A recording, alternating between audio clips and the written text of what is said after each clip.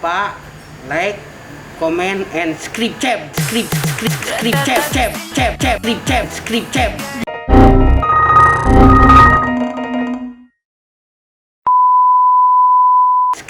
Halo Car Audio Lovers, kembali lagi bareng gue Teddy JL di channel YouTube Niki Motor. Teman-teman, agak lama absen ya kita upload video-video baru karena kesibukan juga saya di toko ya, nanganin kompetisi dan lain-lain dan kerjaan-kerjaan lainnya gitu. Jadi ya agak lama nih absen nih upload video baru di YouTube ini. Nah, kali ini kita baru ngerjain mobil R3 ya teman-teman.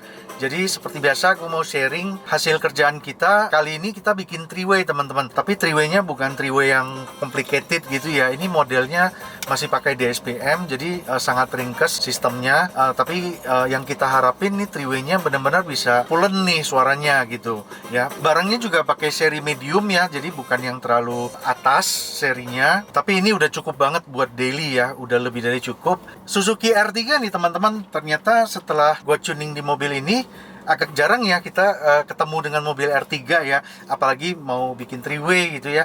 Biasanya kalau yang daily kebanyakan main two-way gitu ya.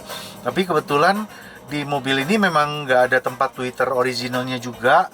Jadi si ownernya ini kayaknya langsung aja deh gas ke three-way gitu ya. Jadi pengen tahu three-way-nya dengan racikan memakai DSPM aja sama subwoofer pasif di belakang hasilnya seperti apa. Sebenarnya basic banget ya, tapi mobil ini datang head unitnya udah upgrade juga sih. Ini pakai Kenwood ya, Kenwood Hi-Res yang DMX 9021. Ini adalah seri tertingginya Kenwood yang 7 inch ya. Output suaranya juga udah bagus, Hi-Res juga ya.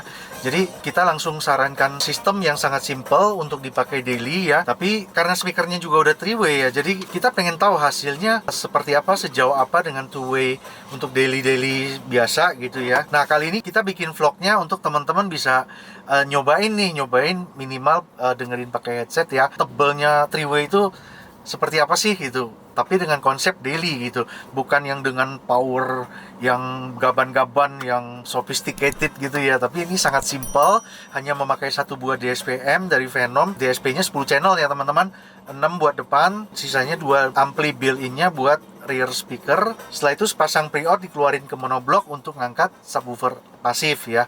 Kita bikin box yang dengan model yang sangat OEM look ya, taruh di belakang gitu. Nah, bikinan pilar three-way-nya seperti ini. Kita speakernya pakai Blam 165 R3 ya, Relax, seri Relax. Ini adalah three-way set yang paling entry level dari Blam. Mid bass-nya tetap di pintu seperti originalnya, nggak diapa-apain ya. Jalur kabel full aktif, rear sama subwoofer gitu. Nah, teman-teman, R3 ini setelah gue tuning, kabinnya enak banget teman-teman ya.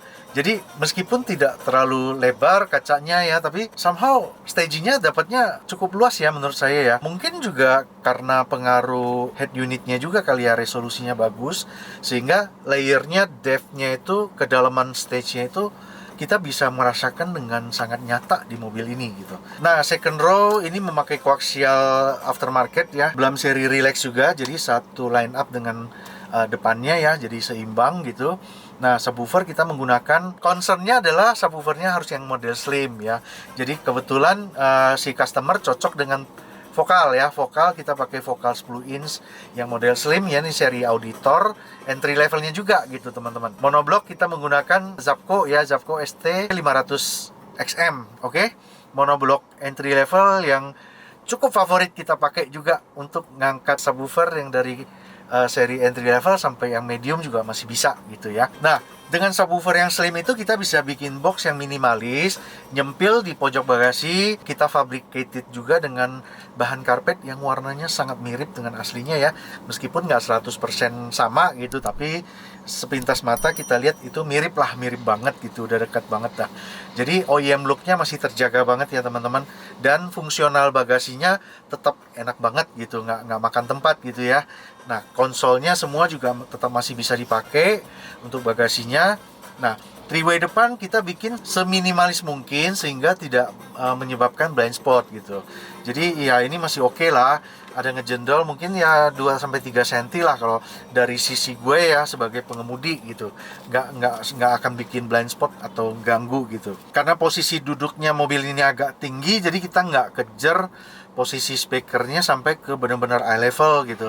Toh mobilnya juga dipakai untuk daily ya, tidak akan different so much gitu ya. Tapi somehow setelah kita tuning itu stage-nya tinggi loh, lebih tinggi dari tempat kita menaruh speakernya. Lucu juga ya teman-teman ya. Jadi kadang-kadang akustik mobil memang susah diprediksi ya. Kalau pas kabinnya sangat mendukung gitu ya, itu akan terjadi sesuatu yang ya di luar teori gitu teman-teman. Jadi R3 nih kalau teman-teman car audio lovers ada yang kebetulan punya mobil ini, rekomen banget untuk di-upgrade audionya ya teman-teman. Jadi pakai sistem apapun itu rasanya akan maksimal ya di mobil ini. Nggak ada kesulitan aneh-aneh dalam tuning mobil ini, semua smooth, fine tuningnya juga sangat gampang dapetinnya, ngunci fokus suaranya juga sangat enak gitu. Jadi rekomen banget deh gitu.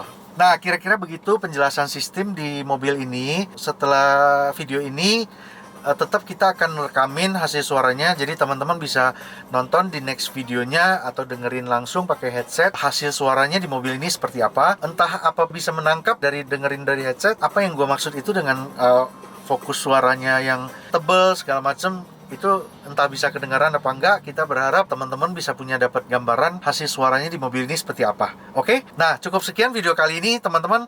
Thank you for watching. Jangan lupa like dan subscribe video kita. Kita ketemu lagi di video berikutnya. See you. Dah.